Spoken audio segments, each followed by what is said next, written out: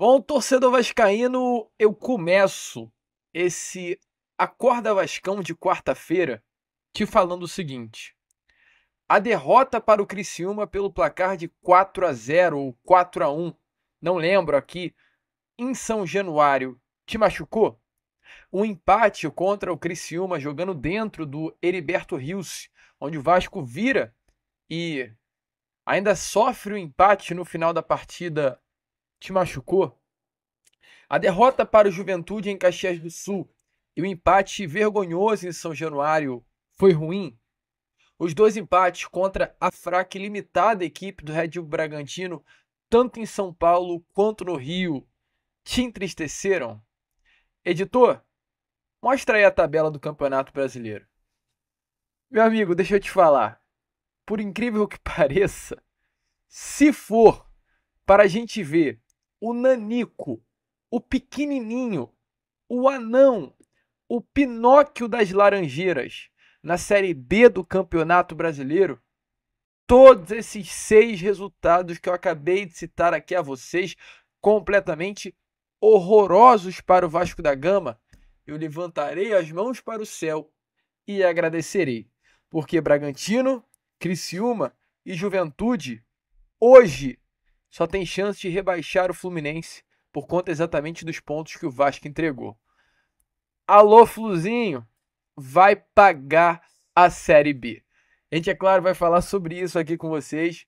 A gente vai trazer um pouquinho sobre o que rolou nessa rodada de Campeonato Brasileiro. Ontem tivemos um monte de jogos. A gente vai informar a vocês tudo o que rolou, mas também trazer muitas informações, porque olha, um Acorda Vascão aí já bastante agitado nessa manhã de quarta-feira. A gente vai trazer novidades quanto à preparação do Vasco para enfrentar o Atlético Goianiense nesse próximo sábado. O Felipe vem com algumas novidades, tá?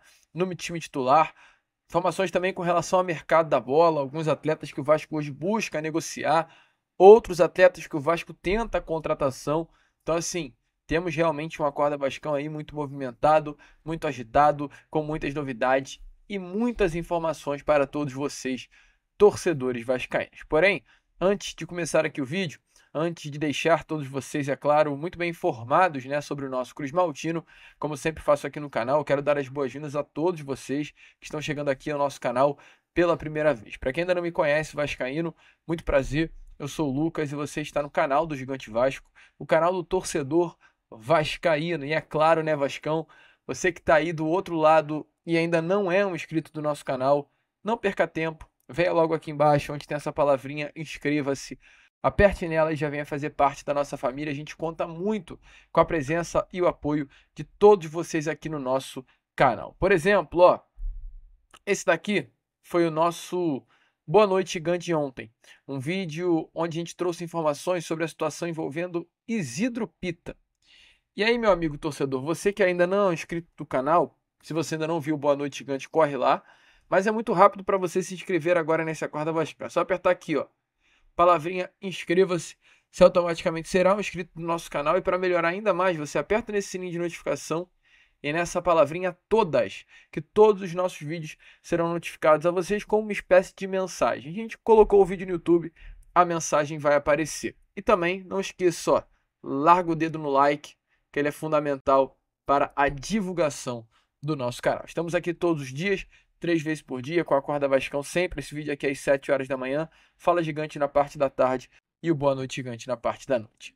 Fechado? Conto muito aí com a presença e o apoio de todos vocês. Vamos que vamos então, né, vascaíno? Sem muita enrolação, falar, é claro, logo de Vasco da Gama, porque ontem, primeiramente, vamos falar sobre isso, né? Tivemos aí algumas partidas dessa 35ª rodada, ou aliás, 36ª rodada de Campeonato Brasileiro e alguns jogos ainda da 35ª rodada. Da 36ª, da rodada que o Vasco ainda não entrou em campo, que será a partida contra o Atlético Goianiense.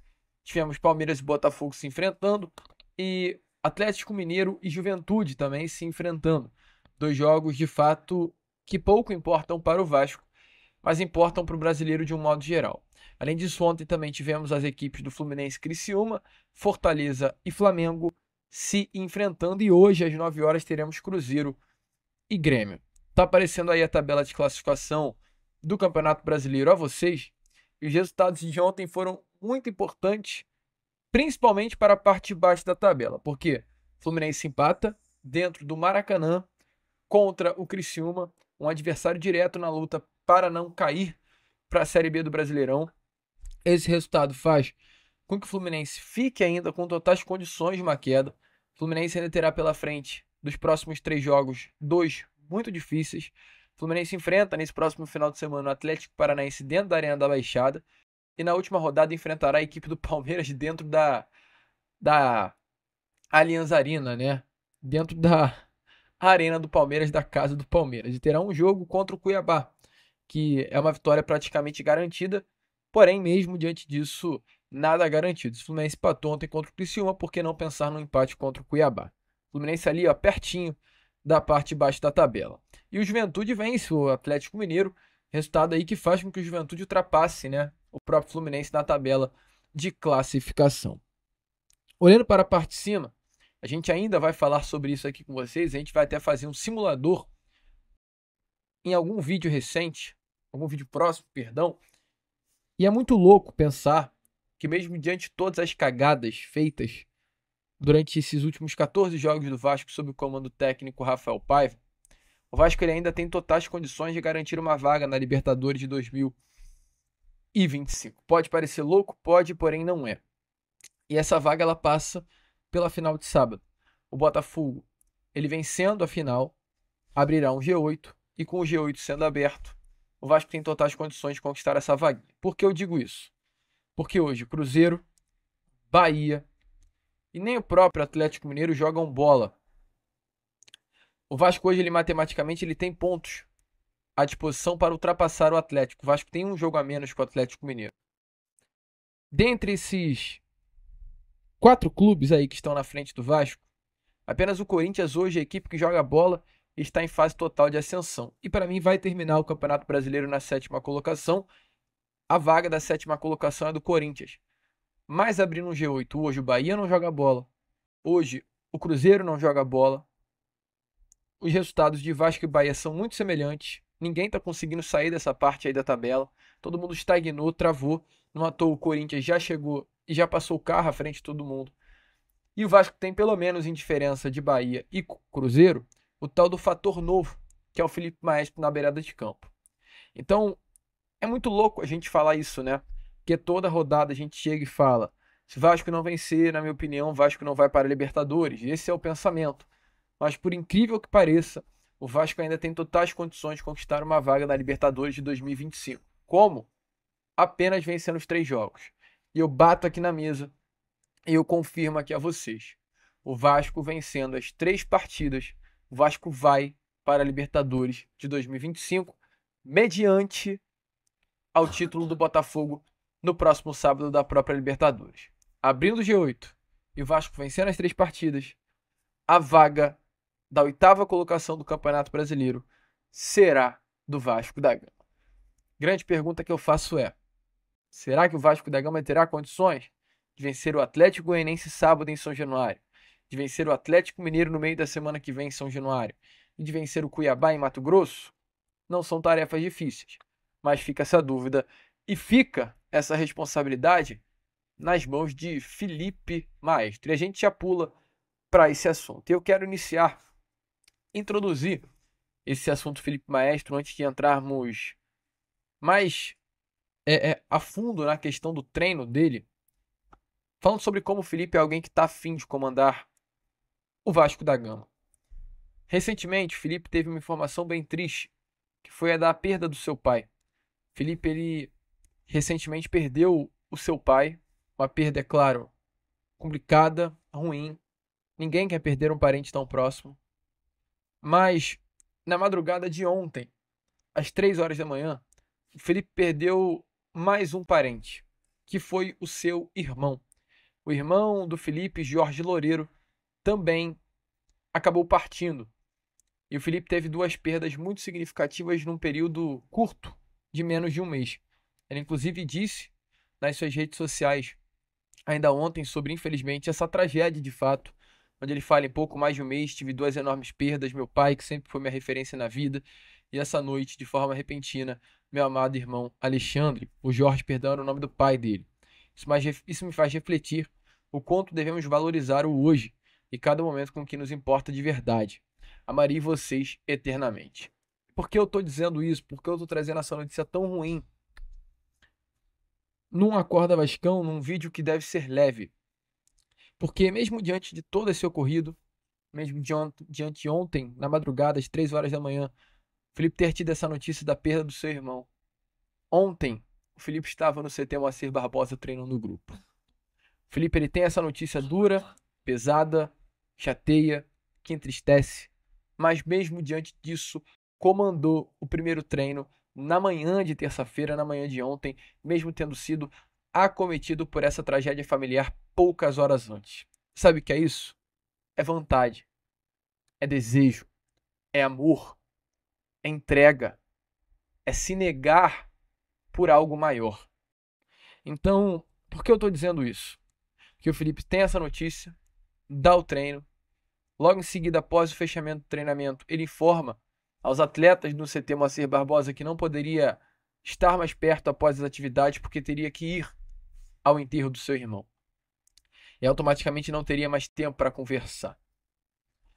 Eu estou trazendo isso para você, vascaíno, pensar um pouco mais do lado humano do Felipe.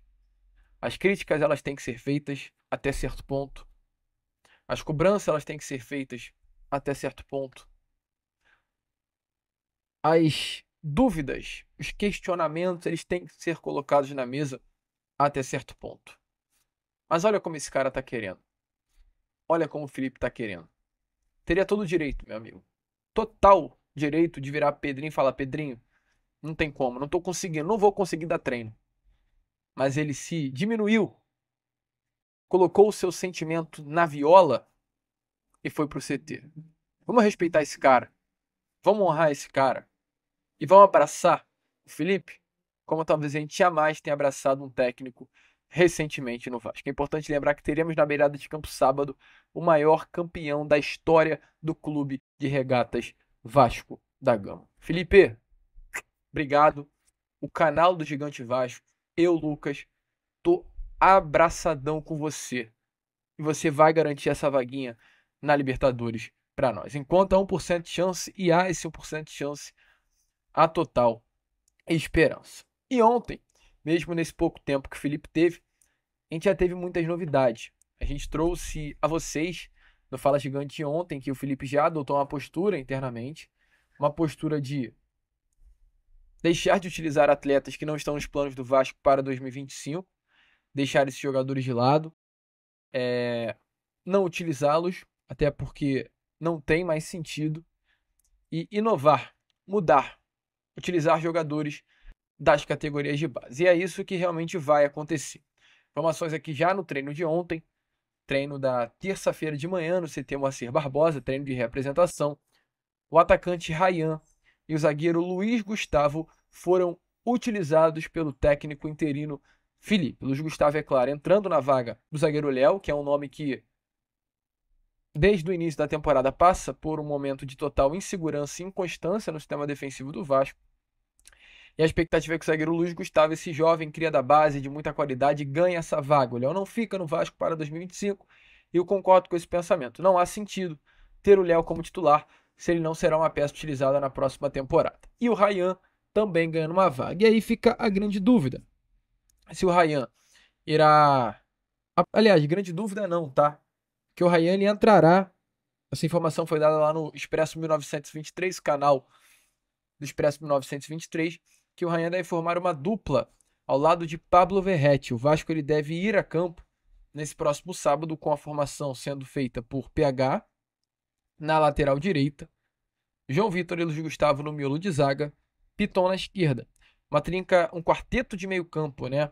Formado por Matheus Cocão, Hugo Moura, Coutinho e Leandrinho, e uma dupla de ataque composta por Ryan e Verratti. Essa foi a escalação do técnico Felipe Maestro nesse primeiro dia, né, de atividade no CT Moacir Barbosa. Mudanças já vistas. 3 crias em campo, algo que a gente não vinha mais vendo sob o comando do técnico Rafael Paiva. Gostou dessas alterações? Deixe a sua opinião aí nos comentários. E falando até em mudança, tivemos aí uma informação ontem, né, que como a gente falou, o Vasco ele vai tentar negociar muitos nomes, muitos ativos, olhando para a próxima temporada. E um nome que perdeu muito espaço recentemente, né, nesse plantel do Vasco foi o argentino Juan Esforza. Esforza não vem ganhando mais minutagem, não vem tendo mais minutagem, caiu muito o seu futebol. Uma situação realmente muito complexa e complicada desse meio-campo argentino. Jogador que o Vasco pagou quase 30 milhões de reais no início da temporada e que entrou em última vez em campo lá no dia 11 de setembro. Olha que loucura, né? Quase mais de 2 meses, perdão, a última vez que o Juan Esforza entrou dentro de campo. Setembro não, perdão, dia 9 de novembro. Faz nem 17, 18, faz 18 dias exatamente, mas mesmo assim, bastante tempo. Atuou apenas 18 minutos naquela partida. E nos últimos 5 jogos, o Esforço atuou apenas 2, tem 20 minutos de minutagem. Não é um jogador utilizado, mas é um atleta que o Vasco pagou 30 milhões de reais. E o que fazer com essa bomba relógio dentro das 4 linhas? Então, a informação é a seguinte. Juan Esforça, nesse momento, não vem sendo utilizado. O Vasco entende que é um nome que não vai ter muita rodagem por aqui até na próxima temporada. Então, nesse momento, o Esforço tem sido oferecido por intermediários a clubes da Major League Soccer, da MLS, a Liga de Futebol Norte-Americana. O volante perdeu espaço, busca maior minutagem e a informação internamente é que caso chegue alguma proposta considerada vantajosa pelo Vasco, o Vasco da Gama não irá se opor em liberar o atleta. Com esforço é uma bomba relógio dessa gestão da 777. Assim como ele, João Vitor tem uma cláusula de 2 milhões de euros. Caso o Vasco fique na Série A e o valor da transferência poderá chegar a 50 milhões de reais. Muita coisa esquisita que essa empresa norte-americana fez no Vasco, mas isso será assunto para o Fala Gigante. A gente tem muito a falar sobre essa loucura que a 777 cometeu no nosso Cruz Maltino. Dentre algumas das várias loucuras que a 777 cometeu, no nosso Vasco da Gama. Inclusive, falando aqui em mercado, né, a gente acaba de trazer a você essa informação do Juan Esforza. Ontem a gente teve a informação de que o Vasco ele negocia a contratação do atacante Isidro Pita, né? Um jogador aí jovem, na minha opinião, de apenas 25 anos de idade, paraguaio, que vem realizando uma excelente temporada